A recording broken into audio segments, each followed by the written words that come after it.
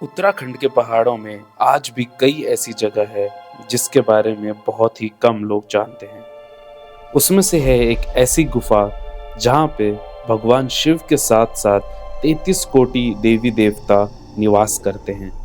इस गुफा में कलयुग के समाप्त होने के बारे में बताया गया है और ऐसा कहा जाता है कि यहाँ दर्शन लेने से चारों धामों के बराबर का फल मिलता है। इस गुफा का नाम है पाताल भुवनेश्वर। तो चलिए जानते हैं इस गुफा में छुपे कई सारे ऐसे रहस्यों के बारे में।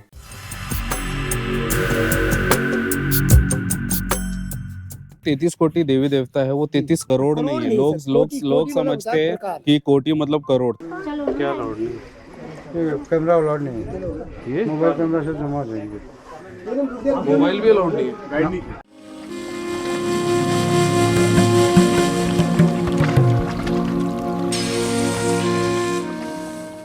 Hello guys and welcome back to our channel. This is sugar and spicy और आज हम पाताल भुवनेश्वर घूमने जा रहे हैं। अगर आप उत्तराखंड में आते हैं, अगर आपको उत्तराखंड के बारे में आप थोड़ी भी रिसर्च करेंगे तो आपको पता चलेगा पाताल भुवनेश्वर एक बहुत ही फेमस और बहुत ही मान्यताओं से भरा हुआ गुफा है। वहाँ पे केव, वहाँ पे टेम्पल्स है, वो सब है। और मेरे पीछे जो आपको सुंदर सा बर्फ की परत से ढका हुआ जो पहाड़ दिख रहा है वो पूरा हिमालयन रेंजेस है। जितना ये कैमरे में दिख रहा है उससे कई ज्यादा खूबसूरत ये असली में दिखता है। तो अगर आप उत्तराखंड आ रहे हैं आपको चारों तरफ हिमालयन रेंजेस देखने को मिलेगा और ये बहुत ही ज्यादा सुंदर है गाइस। तो चलिए चलते हैं पाताल भुवनेश्वर की तरफ। तो हम लोग अभी पाताल भुवनेश्वर की तरफ जा रहे हैं। हम लोग लोहा घाट से निकले थे। लोहा घाट से ऑलमोस्ट जो पाताल भुवनेश्वर का डिस्टेंस है वो आई थिंक 80 to 90 किलोमीटर्स है। और पूरा घाट एरिया है, आप चारों तरफ देख सकते हो, पूरे पहाड़ ही पहाड़ है। इस गुफा की खोज राजा ऋतुपर्णा ने की थी, जो सूर्य वंश के राजा थे और त्रेता युग में अयोध्या पर शासन करते थे। स्कंद पुराण में वर्णन है कि स्वयं महादेव शिव पाताल भुवनेश्वर में विराजमान रहते हैं और अन्य देवी देवता उनकी स्तुति करने यहाँ आते हैं। ये भी वर्णन है कि राजा ऋतुपर्ण जब एक जंगली हिरण का पीछा करते हुए इस गुफा में आए तो उन्होंने इस गुफा के अंदर महादेव शिव के साथ साथ 33 कोटि देवताओं के दर्शन भी किए। द्वापर युग में पांडवों ने यहाँ चौपड़ खेला और कलयुग में जगत गुरु आदि शंकराचार्य का 8वीं सदी के आसपास इस गुफा से साक्षात्कार हुआ तो उन्होंने यहाँ तांबे का एक शिवलिंग स्थापित किया। तो ये जो सामने है यही पाताल भुवनेश्वर मंदिर का द्वार है, समीर द्वार।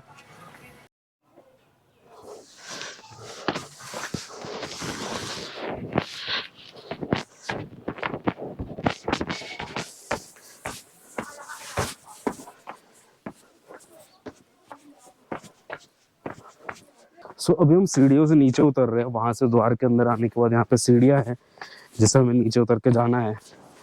और अभी ये बंद होने वाला है क्योंकि 4 बजे तक ही खुला रहता है और हम लोग 4 के ऊपर आए हैं।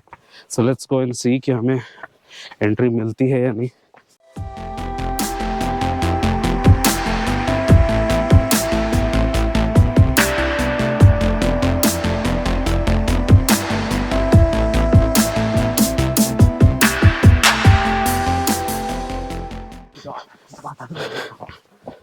ये पाताल भुवनेश्वर का मुख्य द्वार है। यहाँ पे मंदिर कमेटी पाताल भुवनेश्वर आपका स्वागत करती है। अभी हम मुख्य द्वार में एंटर हो चुके हैं। वो तो केव में अभी जाने देंगे नहीं, वो चेक करेंगे हम अभी आगे जाके।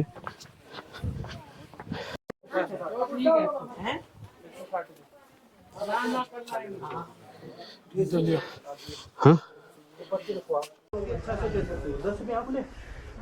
कितने दो वो जमा कराना है? जमा कराना क्यों?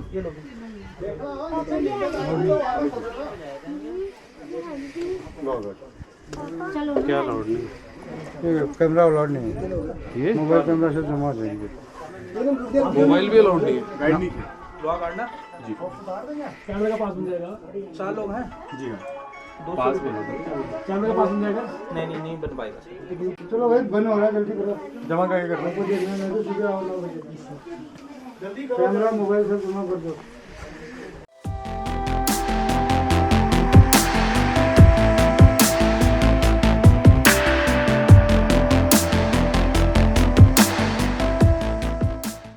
अंदर कैमरा ले जाना बिल्कुल अलाउड नहीं है। अगर उन्होंने एक बार आपको मना कर दिया तो प्लीज़ कैमरा सबमिट कर दीजिए।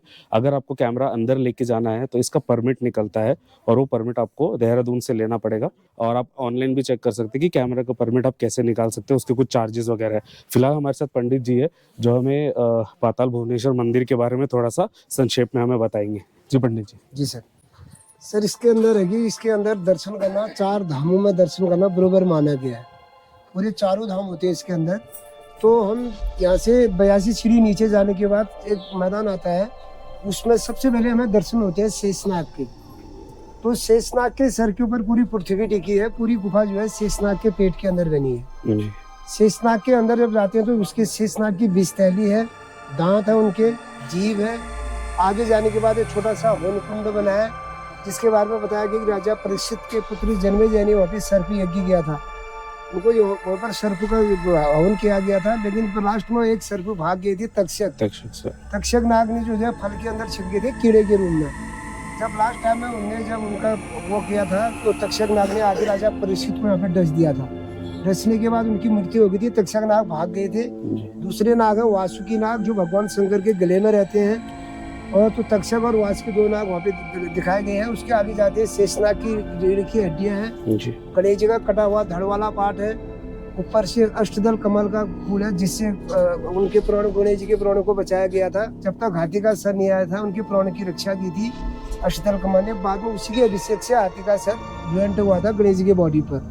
वहीं पर केदारनाथ, बद्रीनाथ, अमरनाथ है, अमरनाथ की गुफा है, ऊपर से अमरनाथ की जटाएं हैं। उनके दर्शन करने से बताया गया कि 4 धाम के दर्शन करने के बराबर फल प्राप्त होते हैं। फिर वहाँ पर जाते हैं, काल भैरव की विशाल जीभ है, वो खोला हुआ है, जीभ नीचे लटका रखी है, उनकी जीभ से नीचे को लार बह रही है, अंदर को काल भैरव का पेट और पूंछ का पार्ट है। बताया गया कि जो काल भैरव के पूंछ तक पहुँच जाएगा तो उसका पुनर्जन्म नहीं होगा, सीधे मोक्ष से चला जाएगा। लेकिन कलयुग का व्यक्ति वहाँ तक नहीं जा सकता है। फिर उसी के बगल में भगवान शंकर की झोली है, भगवान शंकर का आसन है। फिर माँ भुवनेश्वरी है, जिसका कंधे में धनुष है, हाथ में खप्पर है, गले में मुंडू की माला है, सर पे मुकुट है। उनके बारे में बताया गया कि वो माँ भुवनेश्वरी 4 दरवाजों के रक्षक है। उसमें 4 दरवाजे हैं, धर्म और मोक्ष 2 खुले हैं, रण और पाप 2 बंद हैं। बताया गया कि कलयुग का व्यक्ति धर्म से मोक्ष की ओर जाता है, वापस फिर उसी दरवाजे में वापस नहीं आता है, और दूसरे रास्ते धर्म द्वार में फिर वापस आ जाता है। तो आगे जाते हैं, एक बड़ा विशाल मैदान आता है, उसमें एक पारिजात वृक्ष है, जिसको हम कल्प वृक्ष के नाम से भी जानते हैं, जो समुद्र मंथन में निकला था, भगवान इंद्र के पास स्वर्ग में है। वो पूरा पेड़ उनके हाथ में टिका हुआ है, और ऊपर से जो है भगवान इंद्र के शंख बने हुए हैं। पूरा पेड़ जो है पत्थर का बना हुआ है। फिर उसके बगल में जाते हैं, छोटी सी गुफा है, जिसपे मार्कंडेय ऋषि ने मार्कंडेय पुराण लिख के 10,000 वर्ष तपस्या की थी। उनका आसन भी दिखाया गया है, अंदर से उनका पूरी काली छाया दिखाई गई है, क्योंकि आज भी जो अजर अमर है, मरे हुए नहीं है। बताया गया कि कलयुग का व्यक्ति जो उनके छाया के रूप में दर्शन करता है, इनके दर्शन करने से आदमी की अल्पायु में मृत्यु नहीं होती है, आदमी दुर्घटनाओं से बचता है, क्योंकि उन्होंने महामृत्युंजय मंत्र लिखा था मार्कंडेय ऋषि ने। थोड़ा आगे जाते हैं, ब्रह्मा जी का 5वां सर है, कटा हुआ सर, जिसको कहते हैं हम ब्रह्म कपाल। ऊपर से कामधेनु का आगे थन से दूध निकलता है, जो कलयुग में वो दूध पानी में तब्दील हो गया, 2 युग पहले दूध निकलता था। तो उसके बाद में बताया गया कि वहाँ पे ब्रह्मा जी की पूजा नहीं होती, केवल वहाँ पर पितृ तर्पण किया जाता है। और उसके आगे जाते हैं, सप्त कुंड बने हैं, जो अमृत कुंड है, 6 कुंड बंद है, 7वां कुंड खुला है। तो 6 कुंडों का अमृत 7वें कुंड में इकट्ठा होता है। तो उस कुंड के अमृत को पीने के लिए भगवान शंकर के जितने भी सर्प थे आपस में लड़ाई करते थे, उसके लिए भगवान शंकर ने ब्रह्मा जी के वाहन हंस को चौकीदार नियुक्त किया था, कि बिना मेरे आदेश से कोई भी समर्थ को नहीं पिएगा करती। तो एक बार उन्हें पीने की इच्छा रखी, पिया नहीं, तो शंकर भगवान ने उनको शराब दे दिया, उनकी गर्दन पानी की कुंड से आउटसाइड को कर दी, कि तुम इस पानी कुंड को देख भी नहीं सकते हो, कहाँ पीना। इसलिए हंस की गर्दन जन्म से ही टेढ़ी होती है जी। उस पानी से केवल हम 3 बार ओम नमः शिवाय करके अभिषेक करते हैं, उसको पीते नहीं है। आगे जाते हैं, भगवान शंकर की विशाल जटाएं हैं, जिनके जटाओं में आदि गंगा सफेद जो रंग की दिखाई देती है, वो भागीरथी गंगा है जी। उसके नीचे 33 कोटि देवी देवता है, जो भगवान शंकर की जटाओं के नीचे स्नान कर रहे हैं। बीच में नर्मदेश्वर महादेव है, जिनको भगवान शंकर का अवतार माना जाता है। कहा गया कि वो आधे भाग उनका गीला है, आधा भाग सूखा है। सूखे वाले भाग में बताया गया कि जितना भी पानी उनके ऊपर पानी गिरता है, वो पानी को ऑब्जर्व कर लेते हैं, सोख लेते हैं। वहीं पर विश्वकर्मा जी का हाथ है। विश्वकर्मा जो गॉड आर्किटेक्ट थे, जिन्होंने भगवान कृष्ण के आदेशानुसार पांडवों के लिए उस कुंड का निर्माण किया था। फिर वहीं पर नंदी है, शंकर जी का वाहन। राजा भगीरथ की मूर्ति बनी हुई है जो भागीरथी गंगा को धरती पे लाए थी। थोड़ा आगे जाते हैं तो त्रिलिंग में ब्रह्मा विष्णु शंकर जी के 3 लिंग स्थापित है। जी तीनों लिंग के बारे में बताया गया कि तीनों लिंग छतल नीचे से उत्पन्न है। जब वो तीनों लिंग उत्पन्न हुए तो प्रकाशवान लिंग थे, उसके साथ अग्नि की ज्वाला भी उत्पन्न हुई थी। ऊपर एक जटा में भी 3 लिंग बने हैं, जिन तीनों का पानी बारी बारी से ब्रह्मा विष्णु शंकर जी में गिरता रहता है। कहा गया है कि कोई इनमें जल का अभिषेक नहीं भी करता है तो नेचुरली तीनों लिंग में जल का अभिषेक होता रहता है। मूर्ति रूप में ब्रह्मा जी की मूर्ति है, विष्णु जी की मूर्ति है, शंकर जी की मूर्ति है। तो विष्णु जी और शंकर जी में पानी का अभिषेक हो रहा है, ब्रह्मा जी में पानी का अभिषेक नहीं हो रहा है। जी उनको श्राप था कि मूर्ति रूप में आपको पूजा नहीं जाएगा, इसलिए उनमें अभिषेक भी नहीं हो रहा है। तो उसके बारे में बताया गया कि जब जगतगुरु शंकराचार्य जी गुफा के अंदर प्रवेश हुए, उन्होंने सबसे पहले अग्नि की ज्वाला को मंत्रों द्वारा शांति किया, नहीं तो यहाँ पर हम खड़े भी नहीं हो सकते थे। फिर कॉपर प्लेट से तीनों लिंग को सिद्धिपीठ करके क्लिक कर दिया, उन्हें ढक दिया, ताकि कलयुग का व्यक्ति अभी पूजा अर्चना कर सके, अपनी मन्नता मांग सके करके। तो वहाँ पे पूजा करने से बताया गया कि 21 कुल का उद्धार होता है। फिर उसके नीचे एक गुफा जाती है जिसका लिंक है सीधे काशी बनारस। ऊपर को गुफा जाती है जिसमें 5 भाई पांडवों ने 10 मीटर ऊपर जाने के बाद चौपड़ खेला था। चौपड़ में जब पांडव हार गए थे, उसी गुफा से युधिष्ठिर स्वर्ग गए थे। 4 भाई द्रौपदी वहां से बद्रीनाथ निकले थे। जी वहां से हम वापस आते हैं, एक छोटा सा मंच बनाया जिसमें 4 लिंग है, कलयुग, सतयुग, द्वापर, त्रेता। तो कलयुग के बारे में बताया गया कि कलयुग की ग्रोथ अभी भी होती रहती है। जी जब कलयुग बढ़ते बढ़ते अपने केंद्र बिंदु को टच कर लेगा, बताया गया कि पूरी सृष्टि का अंत हो जाएगा। जी इसी पाताल से कलयुग का अंत बताया गया है, लेकिन बढ़ना उसका महसूस नहीं होता है। वो हजारों साल में सुई के नोक के बराबर भी बढ़ सकता है, एक पल में भी ऊपर टच हो सकता है। कलयुग समाप्त तो होते पृथ्वी पहले हो जाएगी, सतयुग शुरू हो जाएगा, फिर त्रेता द्वापर चक्र चलता रहेगा। जी उसी के अंदर से गुफा जाती है सेतु बंधु रामेश्वरम, जो दक्षिण भारत में है। बहुत है इसकी सुरंग जाती है, लेकिन कलयुग में ये गुफा भी बन होगी। वहाँ से हम वापस आते हैं तो फिर वही मैदान में अरावत आती है, जो भगवान इंद्र का वाहन था, जो हवा में भी उड़ता था, जल में भी तैरता था, थल में भी चलता था। तीनों गति थी उनकी, जल थल वायु। तो उसके 1000 पैर दिखा रखे, 7 सूंड में से 1 सूंड दिखा रखा है, एक माथा दिखा रखा है। उन्हीं के 1000वें पांव में भगवान शंकर का मनोकामना कमंडल बताया गया है, जिसके बारे में बताया कि लोग पाताल भुवनेश्वर की पूरी यात्रा करने के बाद कमंडल में हाथ जोड़ के अपनी मनोकामनाएं मांग सकते हैं। वहीं पर पाताल की पूरी कहानी समाप्त होती है। धन्यवाद। धन्यवाद। 33 कोटि देवी देवता है, वो 33 करोड़ नहीं है।